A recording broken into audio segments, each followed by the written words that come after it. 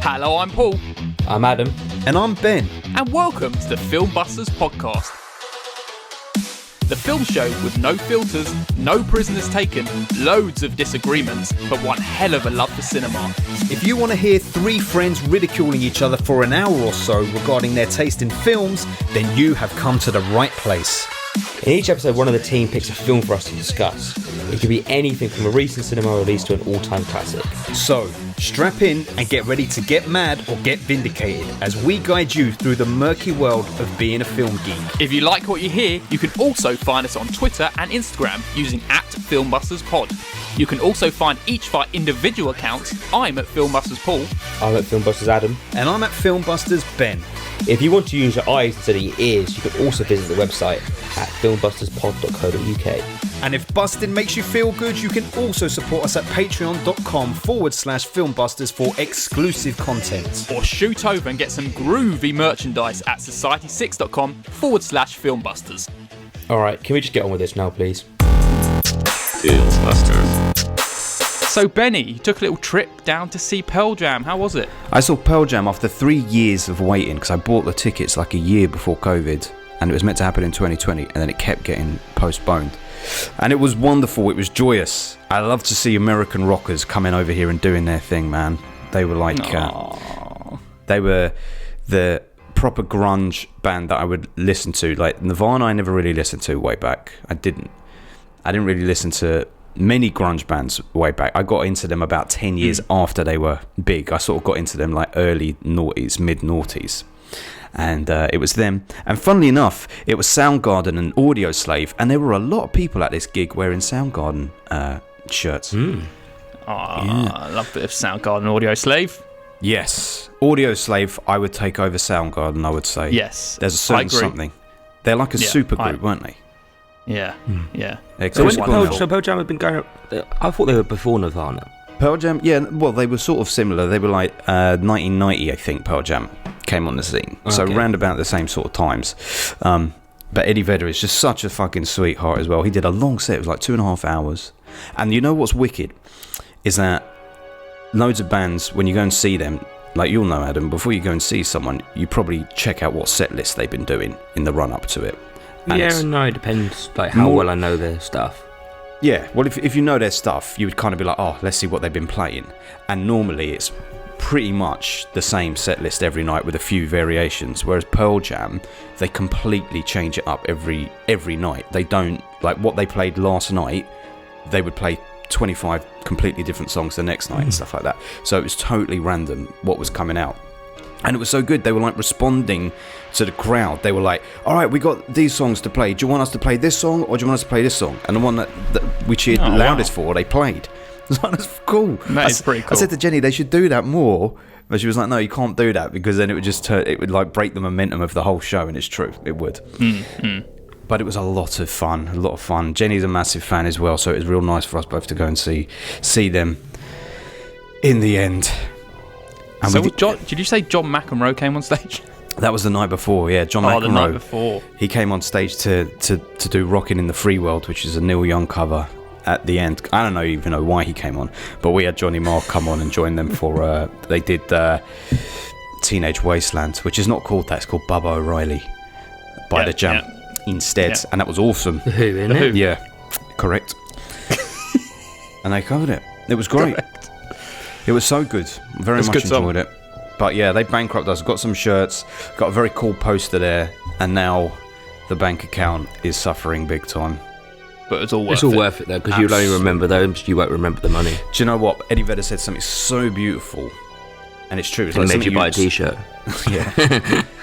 At the very end of the gig, like, he was like overwhelmed and he came up and he said, who knows if we'll get the chance to do this again, but we did it tonight, that's what matters. And it's like, do you know what? That's life, man. You can't always be like, oh, I can't wait to do this again, or I can't wait to do that again. It's like, we're doing it now. Yeah, live in the moment. Enjoy this. You've just had this thing, which was great. You've had that. No one can take that away from you. You've had that experience now. You've got it. If you have it, get to do it again, great. Like when you go on holiday, Jenny's very good at this. When we go on holiday, I'm always, towards the end of the holiday, I'm always like, oh, we got to come back here. And she's like, don't worry about if we're going to come back. She's like, she always thinks we might never come back here, Yeah. even if it's amazing. So just enjoy this, and we can go on and have other things that are incredible rather than needing to return to the same thing, which is true. Also with gigs, generally the same with gigs. It's like, if I've seen a certain artist and they're really great, like Pearl Jam in many ways, it's like, if they toured again, would we get tickets? Well, we've seen them, even though it's great. They're spent on new experiences. It depends, like, what the kind of gig is, though, with me for that. Like, if it's a big one like Pearl Jam at Hyde Park, you're never going to top it, so you might as well just not bother. But then there's bands like the DMAs for us who we just repeatedly see because you know you're always going to get that same experience again. Yeah, it's true. If they go big and a special moment, then you're never going to top that moment, so you might as well just not try it. It's true. I also was really enjoying, so Johnny Marr was support, but then Stereophonics were supporting Pearl Jam. And I've seen Stereophonics before, I'm not big on them anyway. And because we had access to this summer garden section, there were all these like beach chairs. So we just rocked up on these beach chairs with these rum cocktails, and I was falling asleep while Stereophonics were just playing on the stage. It was like, this is incredible. I'm at a gig and I'm in a fucking beach chair falling asleep. Sleeping. Yeah, but it was nice because it was like I'm chilling. It felt like a real vibe. I'm like, I'm half cut, I'm falling asleep, and there's live music over there, which is pretty good to listen to while sitting down in a beach chair. That's exactly what I was doing at Glastonbury. You just sit at the back of the stage and just sleep while you're listening. You put a hat over your face and try to sleep while you're just listening to people like busking out. Good, good pretty sweet stuff. Loved Glad it. you enjoyed it, mate. Thank you. It was fun. Good. Right, everyone. Today we are on our second trip down 1982. This is my pick today. We're doing Creepshow. It's a film none of us have seen before, so it's quite exciting just to see what we all think. Creepshow. Creepshow. That's an Adam song. Yeah, it is. I know. He's too tired to do the singing this morning. I am. I'll give it to you at the end. You have to wait to the end. That was the soundtrack. That was the song that played over the credits. And Tom Jones was singing it as well. Tom Jones. Creepshow. You're my Creepshow. Wouldn't surprise me if Tom Jones has showed up in this. Yeah. Just random people would have showed up in this. Yeah, It was. Right? When Ted Danson showed up, I'm like, this is pre-Cheers. He wasn't even in Cheers at this point. It's Oh, crazy. really? Yeah. I think Cheers started maybe it was around about the same time. Same year. There you go. Oh, He started in Creepshow and they launched him into fucking Cheers. Like, we want this guy. Also, guys, I'm going to have to apologise to you straight up about Creepshow. I can't remember the first fucking chapter at all. That's fine. We'll be able to remind you. I was sitting there this morning, I was like, I can remember all of them, but what the fuck happened in that first one? Well, I mean, it's going to be an interesting approach today because we'll just talk through each of the little stories. Yeah. And you remember we're gonna give our score for each one as we go along, and then wrap up at the end, just like Buster Scruggs. Yes. Okay. I think that's a great way of doing it. It's quite an exciting way to do it. Do you know, I listened back to our Buster Scruggs episode just to see how we did it on that time. It was like 35 minutes. We were within 2 minutes. We were already talking about the first story. None of this waffling that we're doing now. Yes. Oh. We were professionals back then. I think that's when we were trying to keep it with under an hour each podcast because we went on for too long. That's when Carl Pilkington said that he didn't like what we did. So I think we probably do waffle sometimes. People love to hear the waffle. Yes. But let's cut the waffling for now. Yeah. Before we move on to Ben's segment, which is the quiz, let's just talk about our Patreon. If you want to get exclusive stuff from us, we have a Patreon, which is at www.patreon.com/filmbusters. There's exclusive episodes. You can suggest some films. You could just be a beautiful part of our family at Filmbusters. Today, what are we doing, Adam? We are going to talk about our top casts in films. What's it called? An ensemble. An ensemble cast, that's the word. We're going to talk about our favourite one and then we'll talk about our top three. Each, yeah. Okay, it's kind of inspired a little bit by this episode, but this is also a Jamie pick. It was his episode last. So yeah, he probably picked this off the back of Diner rather than the back it was off of the this. back of Diner, yes. But it also kind of worked for this film because I feel like there's a lot of main characters in this film, so it can work as an ensemble. So yeah, we're doing that after this episode. So if you want to check that out, go to www.patreon.com/filmbusters. Oh, yes. But Ben, do you want to do your little segment? Well, let's do a little segment. This is a quick quiz for the boys. For those of you who don't know, each episode there's some quiz questions that are fired at the boys. If they get it right, they get the point. If they get it wrong, I get the point. Currently, Paul is storming up front with 20. I'm in second place with 11, and Adam is in last place with 9. But Adam has a chance to match me if he were able to get both of these questions right. We say this every week, don't we? And then, boys, both of these questions are from the same story from this anthology. Okay. So I hope you were paying attention to the one titled The Crate. Right. I was about to say, I hope it was the first one. I was about to say, I'm fucked. Okay, are you ready, boys? Yes. What year is stamped on the side of the Arctic expedition? 1834. Crate? Very good. Of course he's got it. How have you known How that? the fuck does he remember this? Because it's like really obvious things from like the stories. Right, I'm thinking, okay, I've got to make like specific note about that, because it's not only is it going to be brought up in the podcast, it's also likely probably going to be a part question. of the quiz. Yeah. There you go. Paul's got a point. Sorry, on that. Adam. All right. Later on in that episode, what does Henry say to his wife as she's about to be killed by the beast from the crate? Ooh, what does he say? Oh, shit. Okay. I know what you mean. What does he say? He's like, come out. There's, I don't know. He just said that's the beast, though, doesn't he? Not to her. Tell her to call you Billy. Something Billy? Is it Billy? Well, I'll give it to you. Yes, it's tell him to call you Billy, not tell her. I don't know why I said her. Yeah. I was thinking that. Like, why is he called Billy? Her name was Wilma. Wilma. I was about to call her somebody with a G. Just like Fred Wilma, Flintstone's wife. Yes, that's it. Why would she be called Billy? Billy, short for Wilma. You know, like William. Short for William is Bill. Oh, all right. Yeah. True. Yeah. So there we go. For anyone who's seen the film, that kind of makes sense. But if you haven't seen the film, you'd be like, what the fuck are those questions? But they relate. So, Paul, 22 points. How does it feel? I feel kind of bad. I mean, I'm very fresh because I literally watched this film last night and then we're recording it in the morning. So I watched it on Friday. Yeah. Well, guess Thursday. what? Guess what? Friday. It's 9:30 in the morning, and I watched it this morning. Did you? Yeah. That's why you're up and ready for it. And it's my first day of annual leave. I got up early to watch this shit. Anyway, Paul's on 22, Benny's on 11, Adam is on 9. I think Paul's Could you just say Paul's won it and we start a new quiz for the second half of the year? Might have to do a different quiz for the second half of the year, yeah. We'll play golf. When was the last time you scored points, Adam? You were doing well at the beginning of week. this year.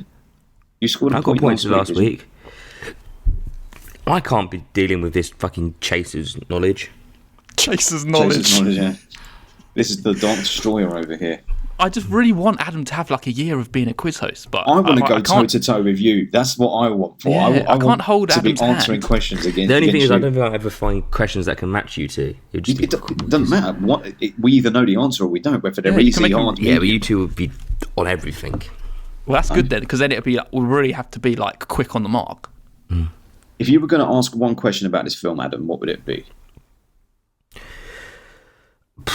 So we get. I always think that every so often when I would be like, "What's the shortest story?" or something like that. Oh, well, see, that's a good question. Story. I wonder, do we have that knowledge? I would say. I don't know the depends if you say if you're counting the first one as a story, like the initial No, Tom Atkins one. Bookends. I would say the cockroach one. Probably. It probably is that one, isn't it? We don't know the answers. We don't know. No. Anyway, that was the quiz. Or the loathsome death of Geordie Verrill, maybe. Oh yeah, you might be right on that actually. Yeah. That's the Weeds one, isn't it? Yeah, that's right. Yeah. I would have said that one if you asked me to, and I'd let you have a point for that. Oh, you're winning already, Paul. If only you were the quiz host. Yes. Right, should we move on to the main event? Coming soon.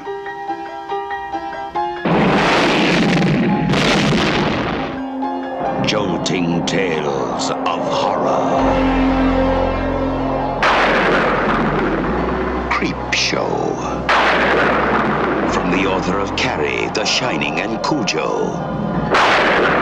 and the creator of Night of the Living Dead and Dawn of the Dead. You'll scream at ghastly ghouls, cringe at weird kids, and shiver at the doings of evil doctors. This is going to be extremely painful, Mr. Verrill. Creepshow will grab you, grow on you, and give you the creeps.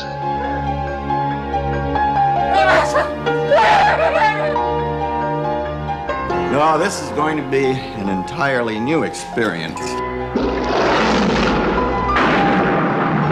Creepshow, the most fun you'll ever have being scared.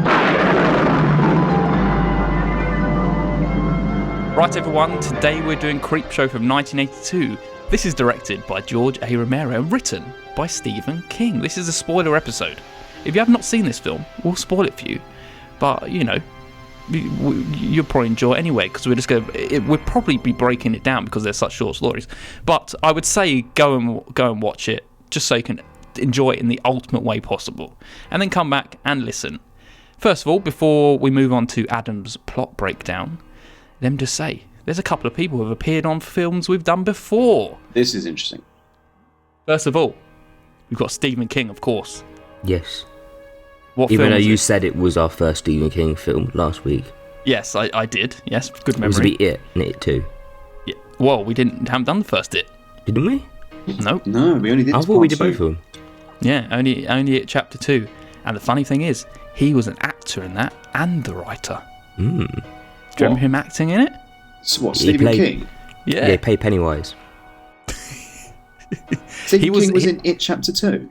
Yeah. I don't remember him in it. He was like the shop owner. Do you remember? I think James McAvoy went and bought a bike off of him. Okay. And then he was a fan of his horror novels, and he kind of had a kind of self-reflection about he never knows how to end his horror films. Okay. Yeah. And then the second person, this is a little bit of a random one, but you might remember, Ben. This is Aunt Bedelia, who is... do you remember who Aunt Bedelia is in this? I know who the character is, but I don't know who the actress is. Yeah, Vivica Linsfors. And she was Nurse X in Exorcist 3. I think that's the nurse who goes crazy with the scissors. Oh, really? Yeah. Yeah. That stands to reason. She was British, or she seemed to be British. British. I think she was like... I think she's like... she had a bit of a German accent. Yeah, she did have a little accent. Linsfors. Well, there you go. There you go. That's the two people who are appearing. Out of everyone in this, they were the only two that have been in stuff we've watched before. Wow. Surprisingly, Not yes. Ted Anston or something like that. No, he has never appeared. Adam, what is this film roughly about? So this film is 5 short stories, all set up in a comic book theme. I believe they're all stories from comic books, isn't that correct? Yeah, and each different story has obviously 20 minutes long, probably about that. I think some of them are a little bit longer than that, but yeah, that is this. That is this. That is this. It's a gory comedy horror kind of, I don't know, practical show. Yeah, Gory you're horror absolutely practical correct. show. Ben, you got anything for us? I've got a little something for you. Okay, so this was inspired by the classic EC comics of the early 1950s. Not DC, EC. Okay. Such as Tales from the Crypt, that was originally a comic book. It was inspired by those. Both George Romero and Stephen King were raised on them when they were kids, and this collaboration from both of them aimed to recapture the look and the storylines of those old horror comics. This was Stephen King's screenwriting debut, and he has confessed that he was on a lot of drugs at the time of writing it. Isn't that for most of his stories? Yeah, I mean, he was certainly an alcoholic for the majority of his career. Like The Shining was written when he was in the depths of the clutch of alcohol.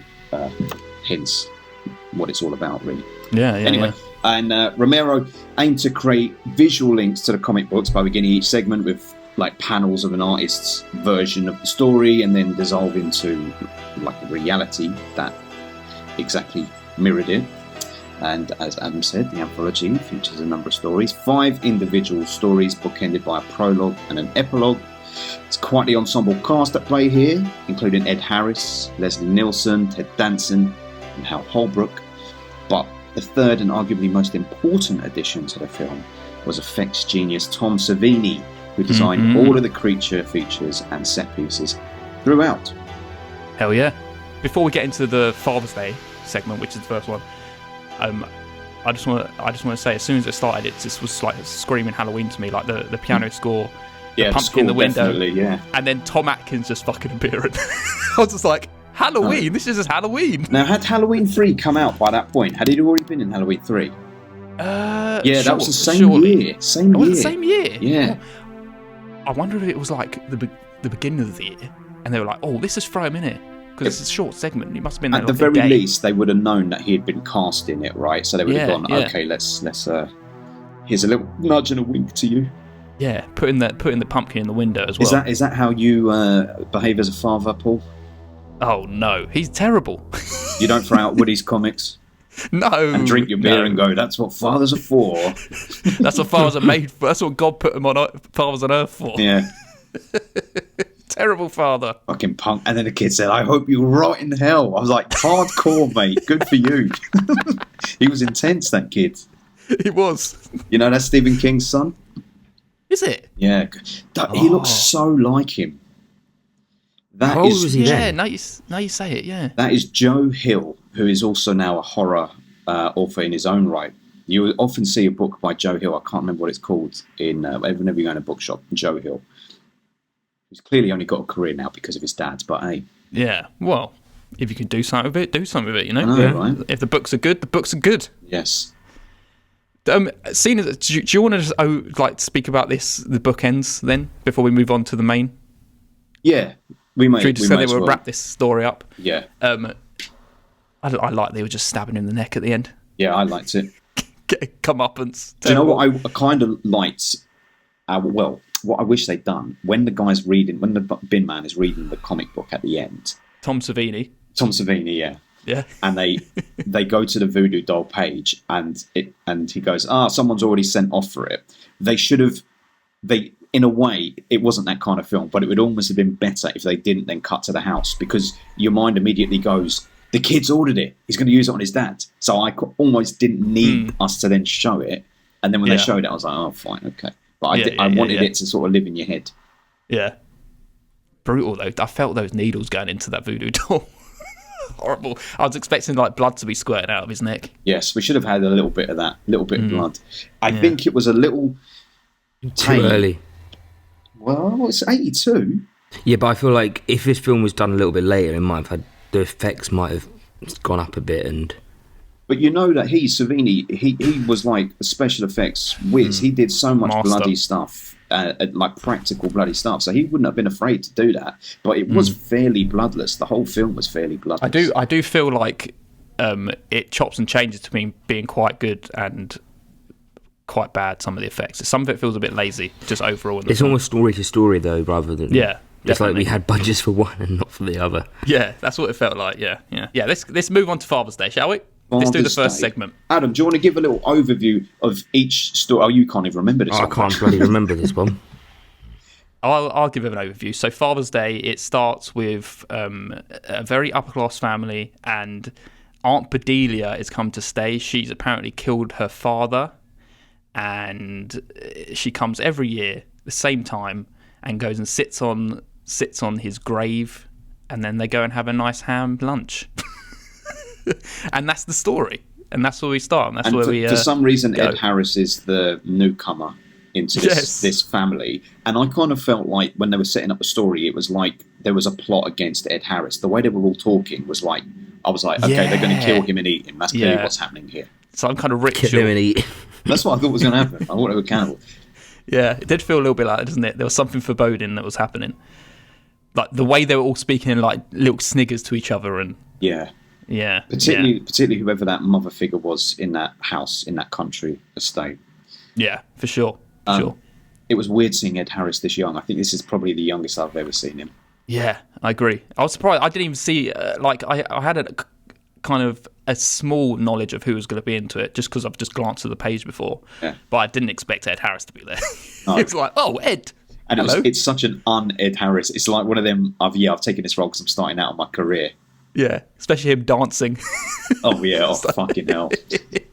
I was also thinking, like, why would you even want to dance in that as country estate? It's so old-fashioned. There's nothing modern about it at all, apart from you dancing to that song. Yeah, for sure. Speaking about this in general, I felt like it was quite a straightforward and, in some ways, too straightforward and lazy. Yeah, this whole story. I remember it now a little bit. It just felt like a very straightforward slasher, kind of, but it wasn't even very inventive. It was just like he's just come back to kill everyone. Well, I tell you, for me, the effect of him coming out of the grave, I loved visually. I loved his voice, and I loved the ridiculousness of "Where's my cake, Bedelia?" Saying that, "Where's my Father's Day cake?" First of all, who has a Father's Day cake? That's just hilarious, and the fact that he kept repeating that in the dream, sort of her like fantasy sequences, but also when he's coming back as a corpse. "Where's my cake, Bedelia?" And then at the end, when he rocks up and he's like, "I got my Father's Day cake," in front of them, I'm like, this is brilliant. This is fucking ridiculous, but this is brilliant. Yeah. But that's I liked that. That's the bit I liked. Yes. If he wasn't going, "Where's my cake, Bedelia?" If he didn't keep repeating that, it would have been just like, okay, a zombie's come up from the grave, essentially. And the effect is kind of cool, so I wouldn't have been interested. But the ridiculousness of the Father's Day cake, the repetition of "Where's my cake? Where's my cake?" it became something significant. That is the bit that I did appreciate, because it was like, it was a slight spin on it. The fact that he's, "I got my cake." Yeah. At the end. "I got my cake. Happy Father's Day." He says it to himself. Yeah, it made it a little bit worth it, but I just feel like the whole build up wasn't worth it, and I feel like it was a bit like Ed Harris laying in the grave, and I was like, just move. Yeah. Why are you laying there with that stone about to fall? Get up. You've got it's just like I opportunity. didn't understand why was he just laying there. I know, but I mean, it was long. It was elongated to the point that it didn't really need to be. I just remember the little bit on the grave. That's all I kind of remember from this story now. How have you forgotten this story, Adam? This one is more memorable no idea. Than most. I remember it now. I remember it all, that the person coming out the grave and then the woman sitting there and like getting attacked by him. "It's my cake, Bedelia." Why do you care? Like, you're an old man in this country estate, and all you care about is a cake. Maybe that's how she Father's killed Day? him. She poisoned his cake. that was his final wish, mate. It was his wish unfulfilled, so he's just haunting the world with his unfulfilled wish. That's it, yeah, an unfulfilled wish. That's true. she smashed him on the head with the ashtray. Yeah. Absolutely smashed him on the head. And although the effect in general, like of the actual ghoul was good, but then like the effect of him speaking was rubbish. Oh, I liked the voice. Oh, it's funny. No. I like the voice, but I'm talking about when he's speaking, like his head moving. It was just like you could see it's rubberized. Oh, I know, but there was a certain charm to it. I bought into it. I kind of went with it. I get your point about it taking a long time to build to it, but as a creature and how he was, I like the ridiculousness of it, and I love that final frame where they're both standing with their hands out, and then they fade. The one that you used on the Patreon feed, and then it fades to the comic book. Yeah, I enjoyed that. Yeah. It was silly, but kind of scary in a way. So for me, it was silly.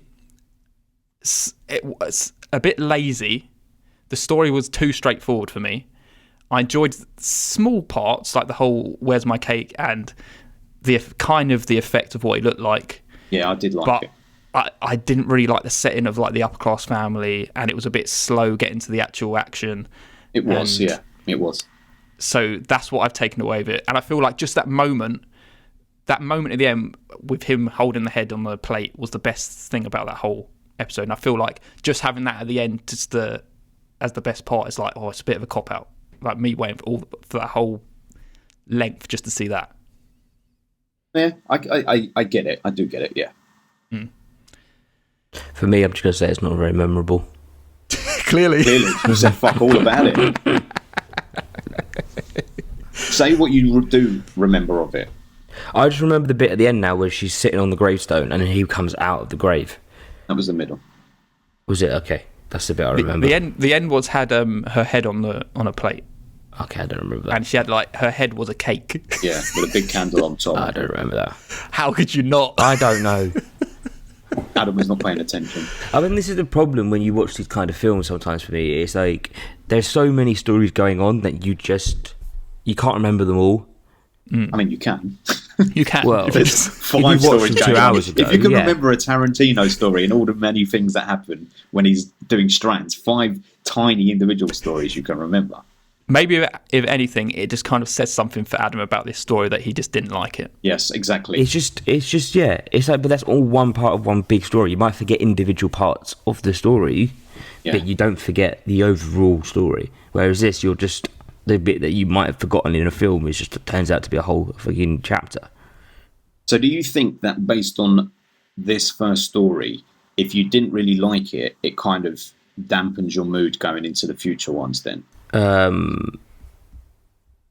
Yes, a little bit. You're like, but then I enjoyed this next one.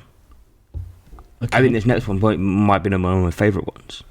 I don't know why. Okay. Well, you're showing your cards. Actually, no, it wasn't. Showing his cards. Showing his cards ahead of time. All right. Well, shall we do a little score wrap up then for this one?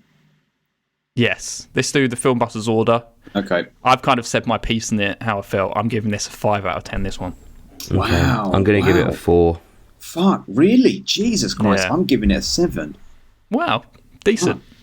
I can see if you understand it. I just couldn't. It was just too lengthy for me, and I didn't care about the people, and it's just a bit straightforward compared to the other ones. I felt like they were a bit more inventive than this one. I just liked the hook of it because it did enough to make me go, like I was just saying to Adam, if you don't like it, it's like, oh, fuck it, I can't be bothered with the rest then. So, but the creature feature, his voice, the ridiculousness of it, the silliness of it, there was enough of a hook there to make me go, all right, I'm looking forward to what's coming next. I thought it was good. So Okay, cool. Right, play your cards right. Higher or lower for the next one? So what we say whether our score is higher or lower for the next one? Yeah, so I'm saying my score's higher for the next one. My score's higher. My score's lower. Oh! Yeah. Okay, interesting. Okay. This is The Lonesome Death of Geordie Verrill. This is the Stephen King episode. It is. Go on, Adam, give an overview of this one. So this is a guy who finds a crater, a meteorite, or whatever you want to call it, in his garden, and he touches it, and when he touches it, he turns into a pile of weeds, and everything he touches turns into weeds. Pretty much. Then he dies when he blows his face off. See, for me, this one kind of feels a little bit more original. I like the silliness of it. I kind of enjoyed... I knew you would. I kind of enjoyed Stephen King. I didn't at first. When I saw him, I was like, oh, is this who you're playing? But then I kind of just went with it. It just felt a little... had a bit more flesh on the bones than the last one, it just felt. So Stephen King was playing that guy? Yes. Oh, okay. Yeah. It's because you haven't got those glasses on. Yeah. Yeah, I enjoyed it in a weird, wacky way. It was kind of like that. It was almost a little bit heartbreaking. Yeah, I think to me, it had a little bit more like deeper levels to it because the stuff he was watching on TV is like talking about people who just... It's the dreamers and the doers. Yeah. And how this is him, the guy who just sits there dreaming about what he could do, about whether he's going to take to the college, get $200. But he never does any of this, but he's just dreaming about doing it. And he's just sitting there getting covered in mold because he's not doing anything. And it's kind of like a reflection on that. Well, you saying that, it makes me appreciate it a touch more, but it needed you to frame it in that way because I didn't get that when I was watching it. I was completely alienated immediately when I realised that Stephen King was going to be doing this stupid fucking character who I hated. I just didn't. I hated it. It was exactly Jim Carrey type nonsense. That sort of bullshit, stupid, dumbass, fucking boring, silly shit. And it's like, Stephen King, stop doing this. Like, stop playing it like a fucking caricature. This is clearly why you're a writer. You're a very good writer, but you can't act for shit, and you're so annoying. I hated it. I agree that he's annoying, but it kind of, there's a charm in how annoying and stupid he was. Yeah, but so you find that in those sorts of performances. Yeah. It will work for you. It completely alienated me.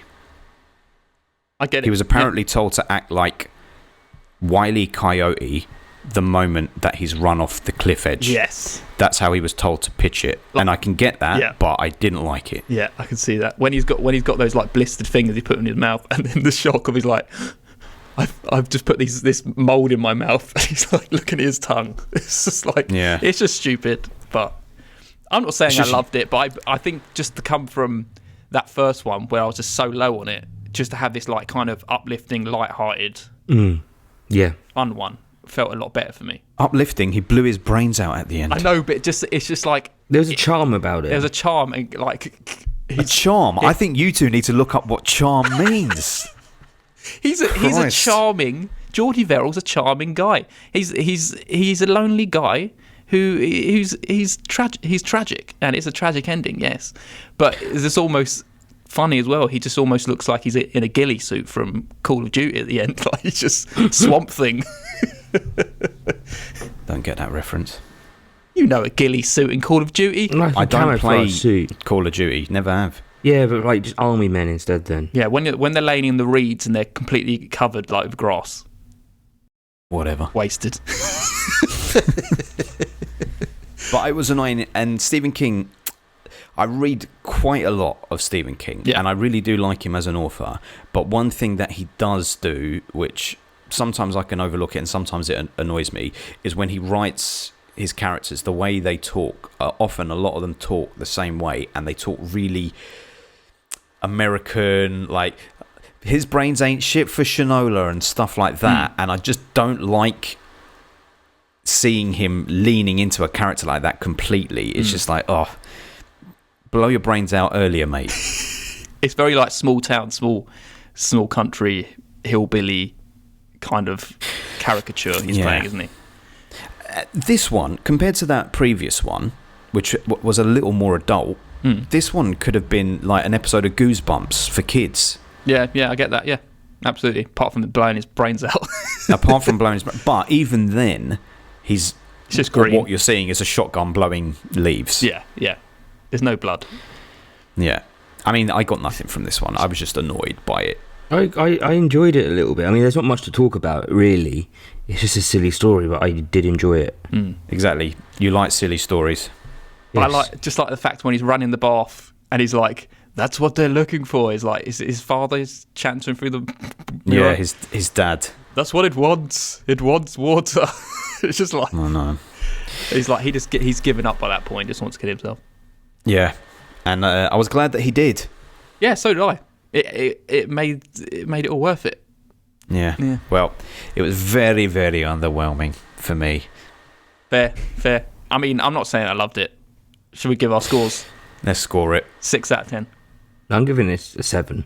Hang on a minute. What did you give the previous ones? 5 and 4. Right. Okay. Yeah. Well. Okay. Well, it's 5 for me.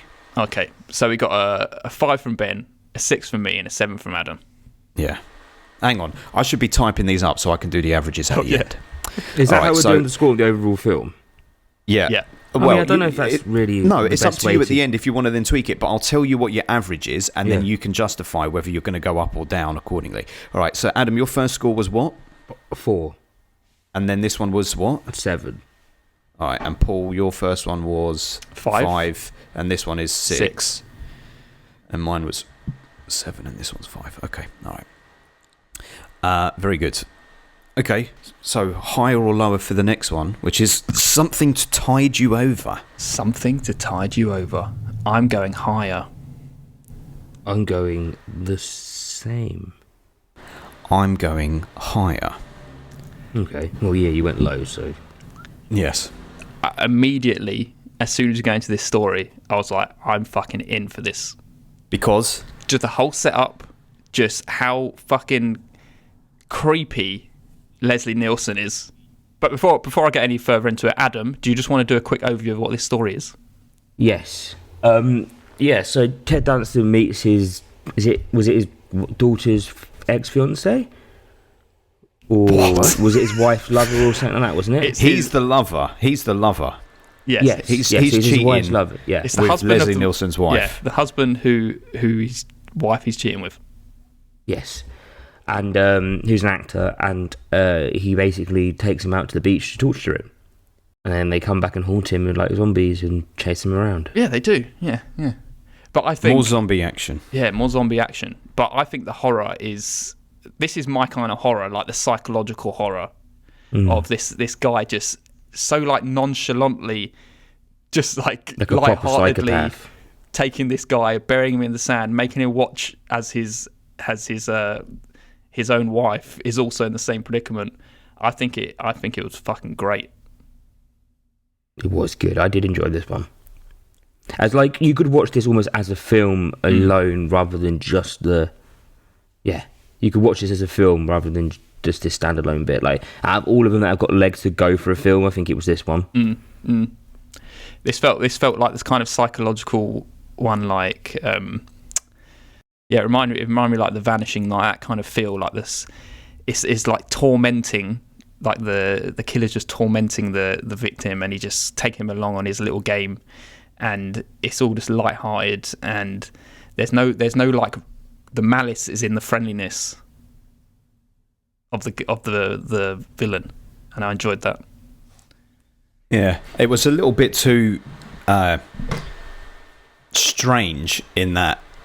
First of all, you're used to Leslie Nielsen playing this spoofy character, so I kept waiting for him to be particularly silly or funny, and that never came. So I was a bit thrown off guard by that. But I didn't really get the whole fucking TV and VCR and cables on the beach shit.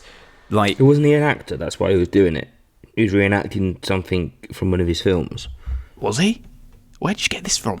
I swear he said he was an actor at the beginning. well, even if he was, why? Like, I liked the whole thing of burying him up to his head, and I felt for him. It's like terrifying, like hold your breath and all that shit. Yeah, horrible. But like the added element of the TV being brought out to the beach, I was waiting for a payoff on that never really fucking came. It was like, well, what's the point of this? This is a massive telly that you've wheeled out onto a beach and plugged up, and then it goes nowhere. What's the point in this? Man, that's horrible. Like, imagine being in that situation and you literally have to watch I don't know whether he loved her or not. I don't know how long they've been together, but say it was me and Zoe just watching the love of your life just literally drown in front of you as the exact same thing's happening to you. Yeah, the horror. Yeah. It is horrible, but why do it via fucking TV screen? Why not just bury him right near her so he's further up the beach and you can see her drown and die first? Because I think there's no connection between them. They can't help each other. They can't talk each other through it. It's just like they're on their own, and there's something horrible in that. Yeah. The only comfort you get, well, you don't get any comfort. There's no, if they were there together, at least they were there in the comfort of their company, where they can't even have that. Yeah, I swear he said he was an actor at the beginning of the film, and he was trying to recreate something from one of his films. I don't remember that. That's interesting though. But like the fact that the TV was there, like especially when the tide reaches it and cuts it out, like there's another piece of like another added horror where it's just like now you're on your own. That's it. Yeah. That's just you on your own now. And I kept thinking, oh, he's gonna get out of this somehow. He's gonna get out of this. Like when he says, "I'm gonna kill you," and he's just like, okay, he's gonna find a way out. And then even when he comes back to the beach, and he's like pulling the cable, and he's like, he must have got washed away with the tide. Yeah, it's that fear factor of like he's still out there. Yeah, I was thinking, oh, this is where the fear is. This is where it's the fear of this revenge coming back from Ted Danson, and it's like, nah, this is a fucking horror film. So he's gonna come back as a zombie. And what do you think of these zombies? They were good. They were better than the first monster from the. No, I disagree. Really? Yeah. Why didn't you like it? Because A, we'd already seen it in the first one, so it felt like a repetition Right. of what we'd already seen. And B, it was too silly because it was like his Ted Danson and his wife coming back from the sea. I wasn't scared. Also, because I just thought, well, this is Ted Danson, and I can't be scared of fucking Ted Danson anyway. And because it was Leslie Nielsen in the situation. See, but that just made me think of like Robbie Williams in like 1 Hour Photo. It's just like this comedian who's put in this serious role, and it makes it a little bit more unnerving that this comedian's in that role. Yeah, a little bit of that. There was a bit of that, yeah. I guess that put why I was on the back foot, because I kept waiting for him to be funny because of how he is. I really did think when I saw that Leslie Nielsen was in this, I exactly thought that. Yeah, he's going to be in just in full comedy mode. But that was why it was so effective for me, because I did not expect him to be so scary in some ways. I didn't find him that scary. I was like, when he was talking in such a convoluted way on the beach and bringing the TV out and all that, I was like, this has gotten so complicated. Like, when the story ends, it's like, well, that was simply a man who buried his wife and her lover on the beach to kill them. Mm-hmm. Also, the one thing I don't get is why did he kill the woman he's having an affair with? Why didn't he just kill the husband and then he can have her? Because he says he doesn't share anything. So everything he never lets anyone take what's his. The damage had already been done. So it's like, you're gone now. You're dead. Because he can never live in a life where his wife is someone else's, I think. I get it, but it was good. Again, like I said, it was quite original, and have all the stories that got legs to run with. It was definitely this one. Yeah, I agree. And talking about the design of the zombies, like, this is why I enjoy this a bit more, because you could see it was almost like a human face rather than like the skeletal face, like a swamp monster, weren't they? Yeah, and when he shoots his wife in the head, and it's just green. It's all like just horrible salty seawater coming out of the head. Yeah, it's that fear factor of like, now I'm fucked. Yeah. Like, if I can't shoot these guys, I'm fucked. Yeah, and them just approaching, going, if you can hold your breath, if you can hold your breath. Yeah, it's like, I love that. That's good. I do get a bit what Ben was on about. It did get a little bit too complicated and too all over the place for it to. But I still very much enjoyed it. Yeah. I really like this one. I really liked it. What are you going to give it out? What are we giving out of 10 then? Right, so I am giving this a very, very worthy 8 out of 10. Okay, I'm sticking with a 7 out of 10. And I'm a 6 out of 10. Even though it was better than the last one, it still was. There was too much that just didn't make sense in it to me. Interesting. I love how like we all get different things out of different stories. Yeah. This is kind of shows you what kind of people we are. Well, so far, Father's Day is winning for me. So far, this is winning for me. I think this was a little bit better than the Weeds. If we had to put them, they were the same score. So you go. But does it get any higher?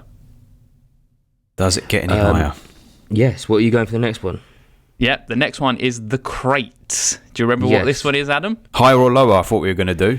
I'm going lower. I'm going lower. I'm going higher.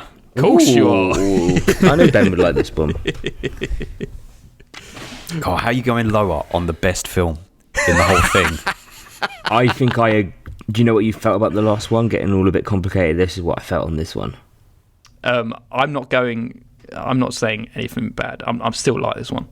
I still like it, but I'm just saying it's just that degree. Give us the overview then, Adam. Yeah. So this one is there's a couple. They're at a party, and there's also a janitor who's at work, and there's a crate in this in the work building, and it's slowly getting a bit out of hand, and he has to call his friend at the party, and the friend at the party doesn't like his wife.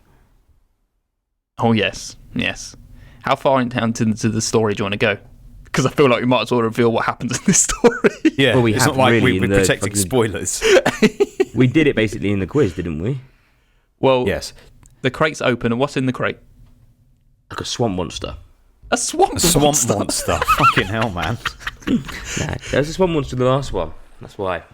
I would say it's a Sasquatch because it's like a Yeti or something kind of thing. Yeah. It's like Harry and the Hendersons. Well, it came from the Arctic, didn't it? You said.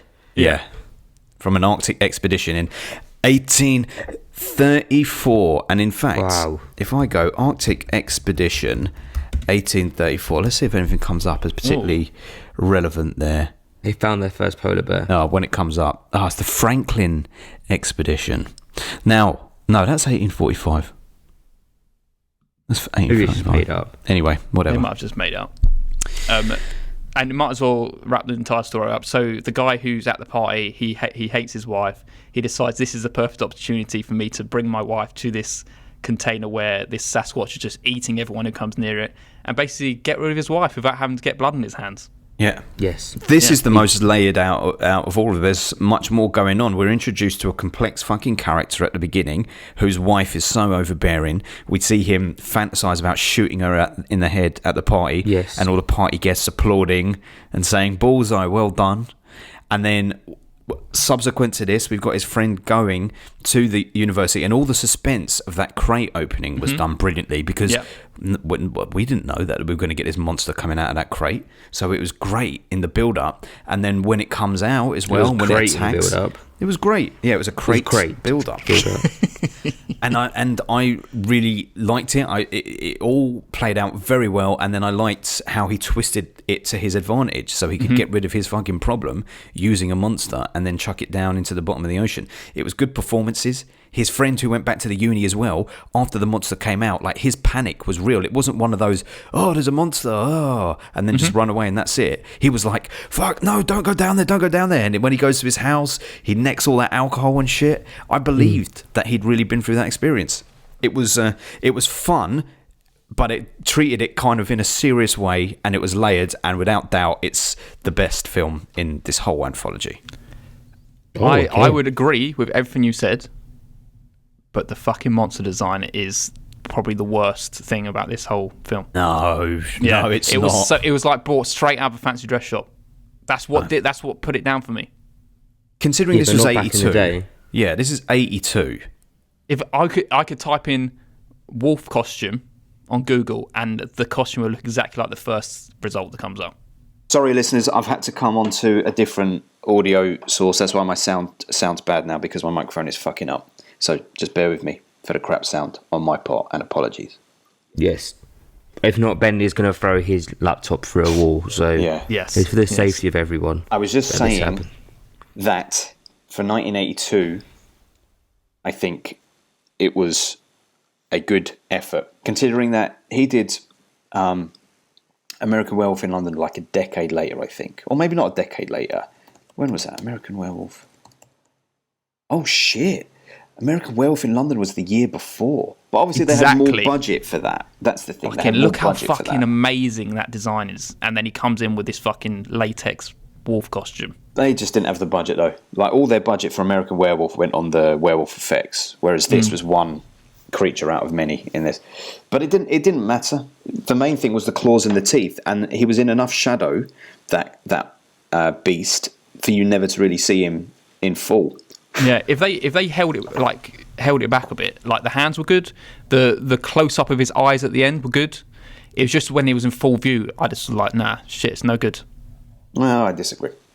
Yeah, so what you said in the last one, like about it being too much going on, I felt because there was a lot going on in this one for such a short film, and I feel you just like it's a little bit too quick and a little bit all over the place. Like there is some parts of it that really work, like you said, the shooting his wife at the wedding, not the wedding, the party. Yeah. And adding those layers, but I feel there's too much going on in the length of time that they have in this film, and that's what just makes it a little bit jolting throughout. Well, I would say, like, not to show my cards, but the more straightforward the story in this, the less good they are. The ones that are slightly more complex are good. But see, the difference for me between this and that Tide one was that complex as it may be, everything made sense. Yeah. In the previous one, that VCR shit was a TV thing. I know I keep coming back to it, but it's like it meant it was nothing. Like, why even bother introducing that as a plot element? Whereas everything in this had a purpose. That's fair. I mean, I kind of see it as a psychological thing, putting that TV there, but I agree with you. I didn't find this story too confusing. It was a great setup to show how annoying the wife was. I found her very annoying. I enjoyed the little like flashes of him thinking, I'm going to kill my wife right now. Yeah. but he's like so under the thumb that he just can't do it, and it was like this is his perfect moment. It all made sense. Good. And what do you think about the fact that they set up the fact that his friend was meant to be coming over for chess, and then his friend was like, "Oh, I might not be able to." Do you think that he was really desperate to keep this friend close to him? Like he didn't want this friend to get away. That's why he did what he did as well. He kind of used that to his advantage at the end, didn't he? Anyway, so that kind of makes sense. Yeah, because he was losing him to all the young students that he wanted to just get to know. Yes, the other teacher. For me, this one was the perfect balance of a little comedy, like shooting his wife at the party, and tension and scares, but also well aware that I'm watching Creepshow and not some great in-depth horror film. So this gave me what I wanted. I bought, these were all my favourite performances in the whole film as well. I think one of my favourite moments was when he shoots her in the head and then everyone's clapping at the party. Yeah. And she's like, great shot, bullseye. That's the best, yeah. That's when it got interesting for me. Yeah. Like, really interesting. But, yeah, I mean, I wouldn't say it was too confusing. It was just a bit too, I don't know, it just felt quite all over the shop. Like, it could have, again, maybe I said this in the last one, but could have been done with an extra, just being a film in itself almost. Not a film in itself, but, I mean, it was the longest one, wasn't it? It did feel like the longest one, yeah. I think it was over half hour, near 40 minutes, wasn't it? But you could add another 20 minutes to it and it'd be a lot better than it was. Yeah. It felt like a very rushed ending of a film. Kind of felt like trying to cram too much in. Yeah. Yeah, it just felt like a rushed ending of a film. That's fair. I still really enjoyed it. If the suit was better than it was, then this could have been, it could have beaten the last one for me. Well, do you think that the swamp creatures, as Adam calls them, from the past one, Ted Danson, is better than this? Yes, because it didn't take me out. I'm not saying they were the best costume effects, but to me, it looks like some effort was done there. Where this one, it really didn't even look like they designed it; they just bought it from the shop. Yeah, I never thought of it in that way. I certainly didn't think it was great. I wasn't like, oh, the visuals are fantastic here, but I bought it enough for the situation, you know. If they just held it back a little bit, not show him in full view, it could have worked a lot better for me. If you two have rated that fucking Stephen King story better than this one, you need your brains examining. And I bet you have. I know you both have as well. You want to do the rating now? Yeah. I don't rate it better. This is a 7 out of 10. Oh, good. Well, that's okay then. So I give mine a 6. 6, and it's an 8 for me. So you do rate the Stephen King one better than this one? Yeah. Well, there you go. It's just the. I thought we would all have been really aligned on that, regardless of how we were on everything else. I thought we'd be aligned on how bad the Stephen King one is. Oh, see, I thought we'd really be aligned of how good the Something to Tide You Over one was. It was good. It was good. It wasn't great though. Next one though, they're creeping up on you. Are we going higher or lower? Higher. This is my favourite one. Oh, are you joking? I really like this one. Are you joking? I'm going lower. Why? I'm going lower. This is just as bad as that Stephen King one. Oh, for fuck's sake, we just obviously done just different things, isn't it, over here? Come on, Adam. Me and you do not see eye to eye on horror. What's this one about? Adam doesn't like horror though, as well, right? It's true. We've established Well, I like that. horror. I just don't. I'm not like you two obsessed with horror. But Sorry, me and Ben also like very different types of horror. But we also like a lot of the same horror as well. It's true. Come on, Adam. What is this one about? They're creeping up on you. This is about a guy who is a clean freak, and he's locked himself in a cave. And Cave? well, in an apartment or wherever it is. Adam watches 2 movies at the same time, I swear. Or an apartment or whatever it is. He's locked himself away. And it's like this special no germ environment. And loads of stuff is going on the phone. And at the same time, cockroaches have got into his house. They have. They certainly have. He's losing his mind. He's losing his mind. And the reason I don't like this is because everything that Adam just said is all there is to the story. There's nothing more to it. Do you not think there's this whole thing of, like, where is he actually in? See, this is the whole thing I was getting. This reminded me of this Black Mirror episode where they wake up every day and bad shit happens to them, and they talk to them, and then they go back to bed, and the same thing happens every single day. And it's like, this guy could be in prison. I felt that. Like, that's what I did feel that as well. Yeah. I felt that was the whole side of it all. It's like they're just torturing this guy every single day for doing something bad. Like he's saying, I've only killed the people who were weak or something like that, who deserved it. Well, he is some sort of serial killer. And the bugs, the cockroaches, his response to them is obviously how he felt about his victims and people in general. Like, they just need to be stamped out. But, that's just it. No, see, I think he's hidden away. I think he's been tortured. I think he's in for they are doing something to him. Because there was a view from outside of it at one point where it was just like you were looking for a prison door, and his cell, that's true, with apartment, circular window, and he's just now getting tortured. Every day. I wouldn't say he's getting tortured. I just think he's in some kind of asylum, and that's the orderly outside. That's why he's laughing, because he's just laughing at the situation that he's fabricated inside the cell, and he's just losing his mind. And it was all very sterile, and like everything does look like some kind of prison. You're right. Actually, there's no windows. There's nothing. Yeah, he's just chatting to some random people. These figments of his imagination on the phone. And who's calling him up? That's just in his mind, is it? He thinks he's running some business, doesn't he? And that's what he's calling him. All his not colleagues, his workforce. Yeah, well, I mean, maybe all that's true, but that didn't do anything for me. It didn't do anything for me. The thing that did do something for me was this was probably the only one that I felt a physical, like, knee-jerk reaction for, because I was like, oh, those cockroaches. Like, it was kind of creeping me out at the end of how many. When he locked himself in that second room and he was like, you can't get me. You're just like, you shouldn't have said that. They're gonna fuck you. And then you look at that bed.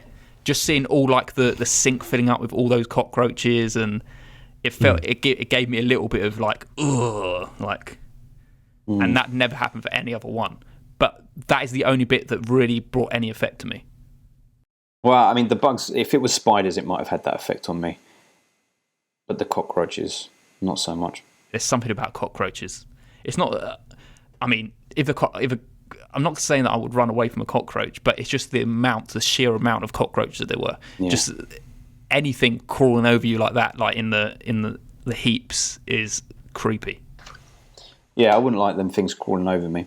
But it still felt like just a surface film. Like, the best ones in this had a little bit of silliness, i.e. the Where's My Kate Bedelia, or they had something a bit layered, like The Crate.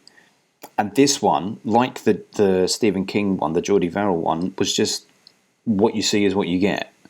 It's like Stephen King one, he turns into a big weed. Boring. That's it. This one, a load of cockroaches come into his apartment. That's like, why is that memorable? Why do I care about that? And it's disappointing because it's the last story in the anthology as well. So it leaves a sour taste in the mouth for me. I think I would say this is probably the worst one.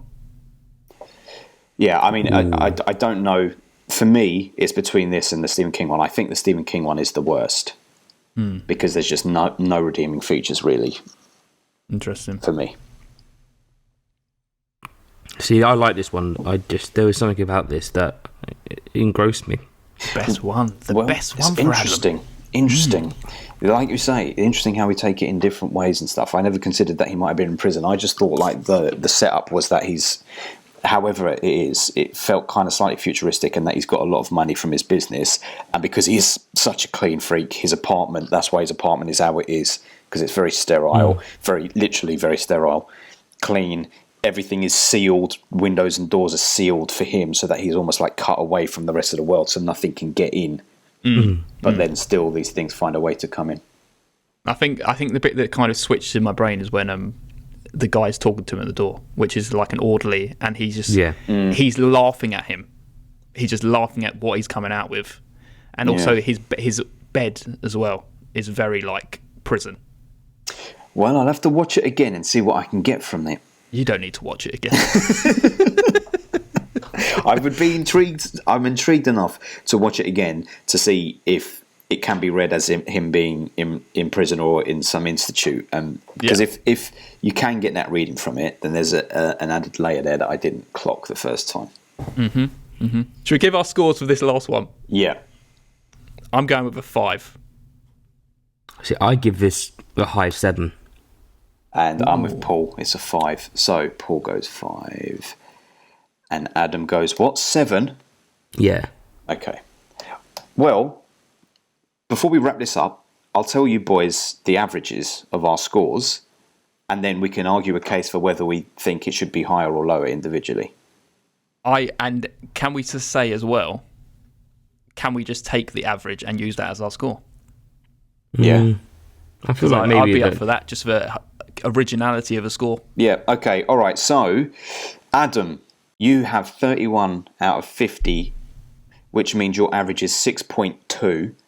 Okay. Paul, you average exactly the same with different figures, but exactly the same. 6.2. 6.2. Okay. And if I end up being the highest, that makes no sense. I can't be. Would you believe it? 31. Every one of us got 31. Wow. Mad. Because Adam gave more consistently 3 7s. He gave 3 7s, a 4 and a 6. Whereas me and you, Paul, we both had an 8 in ours, but we also had 5s. We both had 2 5s. Ben just learned how maths works. Wow. So 31 for each of us. So that means absolute consensus that overall this is a 6 out of 10 film. Would you have given this a 6 out of 10 before? I think I would have, yeah. Depending, like at different moments when I was watching some of the individual films, I was like, oh yeah, I'm having a better time with this, so maybe a 7. But then you would get something that wasn't so good. This is always the problem with these types of films, is you have such a mix of emotion looking back on it. Yeah. And also, I mean, I didn't feel it in this, but I remember like when I was watching the French Dispatch, it's that whole thing of like they didn't drag this film. Maybe because I did watch it in 2 parts because I got stopped midway. But it's like the whole thing of, can I be bothered to start another story? Once you've been watching a film for an hour and a half, you're like, why are we bothering to start another chapter? Like, I have to learn all these new characters, all this new shit. It's like, I mean, yeah, it's no Buster Scruggs, which I kept on enjoying. No. Even the bad stories were good from memory. Mr. Bucket. Mr. Bucket. That was the best one. I like the first one because I liked his song. Is that the Hangman one? The Buster Scruggs one. Yeah, when he has the Hangman when... No, that's James Franco. Yeah. I haven't watched that film again since we did it, to be fair. Yeah, I feel to watch it again. Watching this made me think, but there aren't enough anthology films nowadays, man. If they made an anthology film again, obviously not Romero, but if Stephen King teamed up with another director now and made an anthology film like this, I think it would be very good. I think the trouble with Creepshow is it's very dated now. So a lot of the things that shocked and were cool and spooky back then just aren't anymore. So my enjoyment of this film came largely from when it was a little bit like aware of its silliness, like the cake thing. That very much worked for me. Yeah. The Stephen King shit certainly didn't work for me. As in the performance. That's fair. I get it. But if we go to the boards, we don't even have to place it because it has its own unique score of 6.2. So it definitively means that it sits not in the relegation zone. So it's better than Diner is what we're saying collectively. And it goes above Crimson Peak. Good. And below The Age of Innocence. Good. Yeah. Okay. 6.2. 6.2. Wow. A unique score. Look at that. Look at that. Well, what do you got to say for yourselves? I'm pretty happy with that score. That's what I agree with. It was very much a mixed bag, but there was some good stuff in it. Before you watched this, what were you hoping for that you didn't get? Considering that we're giving it a 6, we all would have hoped to watch this and given it a higher, like an 8. Maybe a little bit more gruesome, a little bit more gore. Yeah. Did he do this before he did The Evil Dead? Neither of them did The Evil Dead. Not Evil Dead. What did he do? Night of the Living Deads. That's the one. He did that in the 60s. Yeah. Okay, so yeah, this is like late in the career then. Like they had the money in the, well, he had the money in the backing at least anyway. Yeah, Romero certainly had the money, but King was like a relative unknown quantity then. He'd started writing for sure, but in terms of film adaptations and stuff, I don't know if there'd been a Stephen King. Is this the first Stephen King adaptation? Let me check this. Ooh. It's not. I remember looking at this the other day. Carrie must be. In fact, it was Carrie, and then it was The Shining, and then this. Okay, that's a fall from grace. They've gone downhill. The one thing I would say about this that I very much enjoyed was the transition into the comic books, which that was very holds well up done. extremely well as well. Like I always thought that was like added into it. Now, like it was almost done. Yeah, it did look good. Yeah, it was a good effect. Just the freeze frames of the last shots of each story was great. Oh, one thing I've got to say about your Tide one. I did like the last shot of that where Leslie Nielsen's going, I can hold my breath for a long time. And then the tide comes up and he shits himself and they freeze it on his face. Yeah, very good. Very good. Right, that's it. We placed it. That's Creepshow. That's 1982. So, Adam, do you want to reveal what film we're doing next? Yes, we can. So, I'm going to give the clues which I gave to the guys. This film has been made as an indirect remake, as such, I want to say.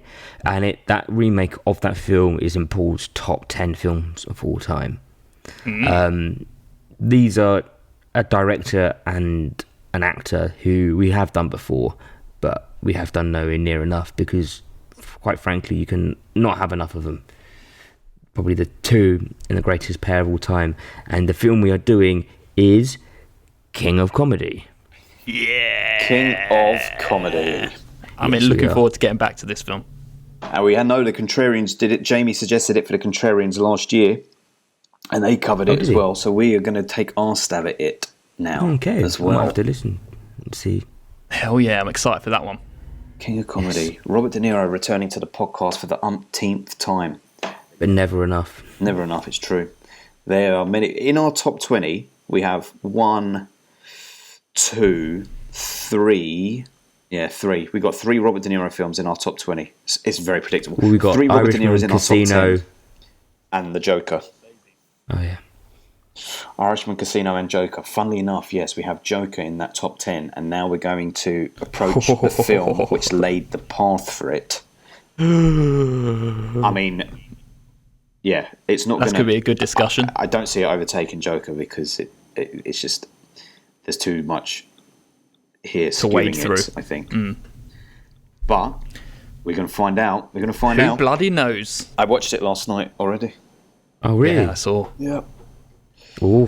Watched it with Jenny for the first time. Oh wow! I can't wait to see what she thought of it. There you go. Right, so. That is the end of the episode. Let's move on to our patrons. They basically tell us what they've been watching this week. Yes. And what is bad and what's good. If you want to become a patron at www.patreon.com/filmbusters. And you can become a patron, just like the likes of our newest patron. We got a new patron since last week. We got Andy Bishop, Mr. Noble Dude himself. Yes, the clothing man from the last episode. Yes, that's so lovely. So lovely you did that. It's Do amazing. You know the clothing man?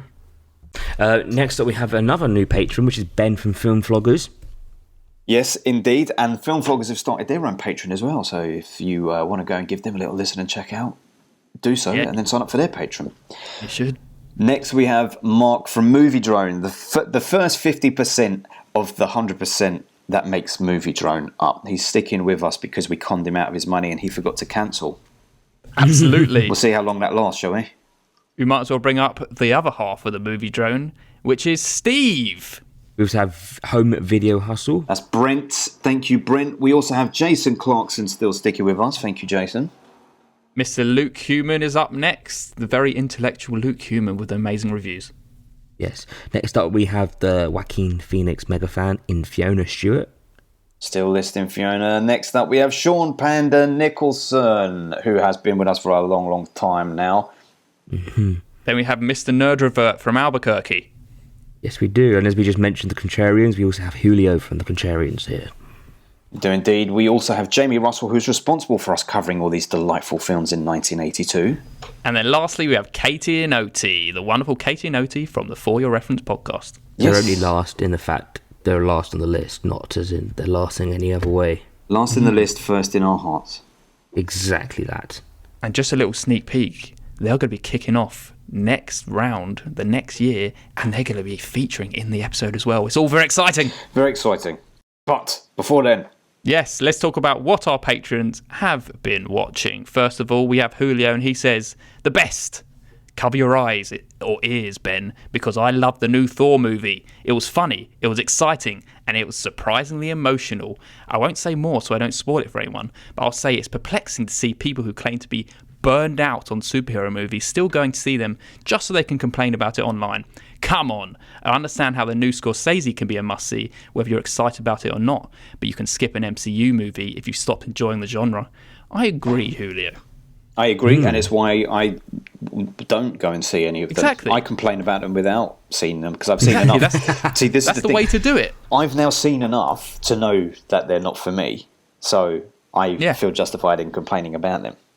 See, in a weird way, I might go and see this one because there's a new cinema open around the corner and from my house, and it's doing a £6 ticket at the moment, and I want to see what this cinema is like. Yeah, because it's like a 3 minute, and there's not much out at the moment, and I feel like it's Taika Waititi, and I quite enjoy Thor as a hero, so I might go. And if it's a shit cinema, I don't like it. I haven't wasted it on a good film.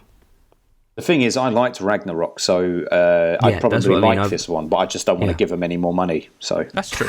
Yeah, you did like Ragnarok. I'll sneak you in, Ben. I'll put you underneath my coat. Good. And it's the same pair up. It's Taika Waititi and Thor. I know. You might very much enjoy it. They're under a little criticism for recently. A fan asked at a Q&A, "How gay is this movie?" And Natalie Portman said, "So gay," and he said, "Yeah, super gay."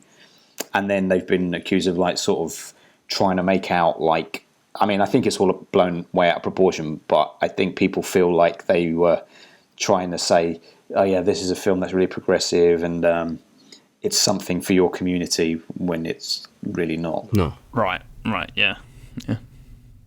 Well, I'm looking forward to it anyway. Yeah, I agree with Julio. If you're burnt out on superhero movies, then don't go and fucking see them anymore. Agreed. Do it. Be a Ben. Yes. On the bad side, he says, boy, was Shyamalan's old worse than I expected. Someone get this man a writer, because it's like he's completely lost the ability to write dialogue, which was never his strength to begin with. A baffling waste of good actors stuck with an intriguing premise that goes nowhere compelling. And I absolutely agree with that too, Julio, although I think I liked it a little bit more than you. Yeah, Shyamalan can't write. He can't write. He's not a very good writer. He also doesn't know how to execute good ideas anymore. Like, this was a good idea. Like, people go to a beach and they just start gradually getting old, and it's like, okay, why is this happening? But then the payoff's just not good, and the execution's not good. Would you say there's a twist or not? I wouldn't say it's a. What the twist is like why it's happening. Right. Okay. But so I wouldn't say it's a twist. It's just like kind of that's the plot. You're looking for an answer, and then you get the answer. Yeah. Okay. Yeah. Oh, it's a shame. Like, he was so good. He was the bright young star, and now his name has become more synonymous with a joke than anything serious. Obviously his early days were the best. I still stand by Glass as being great, but not everyone thinks so. No, I know. Of course not. I'm one of those people. That's okay. That's all right. But yeah, it's a shame what happened to him, man. Do you want to do Katie and Oti, Adam? It's Katie and Oti next. They said they've only given us one film actually, and they've gone for the worst one they've watched recently. It's Good Luck to You, Leo Grande, and they gave it 0.5 star out of 5, so that's a 1 out of 10. Oof. Yuck. They said more bean flicking and less dehumanizing of sex workers. Adults that will fully shame young people because they're scared of their own bodies should not be given a lens of sympathy for neglect and sexual desire. That's all they said. And on a note of that, this is how Katie feels, not how Oti feels. Lol. Oti clearly loved it. Don't know what this film is even about, so I don't know where to begin. Retired widow Nancy Stokes hires a good-looking young sex worker called Leo Grande in the hope of enjoying a night of pleasure and self-discovery after an unfulfilling married life. This is Emma Thompson and Daryl McCormack in it. So based on that, Katie seems to be saying that the sexual appetite of an older adult shouldn't be used to shame younger ones. Well, shall we completely stay away from that film? I think we'll stay away. I think well, by the sounds of it, yeah. It gets 95% on Rotten Tomatoes. What? Do you know what? This is the thing. Katie and Oti both can be extremely contrarian when it comes to film takes. They can. Extremely contrarian. This could be the best film ever made. Yes. Probably not. Probably not. But it could be. Well, thanks, Katie and Oti, and thanks to our patrons who always send in their wonderful takes on films. They do. That is the end of the episode, guys. Thanks. 1982. We're 2 films deep and 2 to go. Yes. Nothing's ever topped like how amazingly rated our 1987 round was. It seems to all be going like slowly downhill. Well, we are low so far. This year, 1982, has not been a good year so far, but is that about to change? Oh, I think it might. King of Comedy is coming up next. Like we're going to probably go higher with King. Yeah, We'll find out. Surely. There'll be some Father's Day cake in that. Oh, yes. Where's my cake, Bedelia? That's my early nomination for the best line from 1982, by the way. That's going to be a hard one to beat. Definitely. It is going to be hard to beat that. Filmbuster.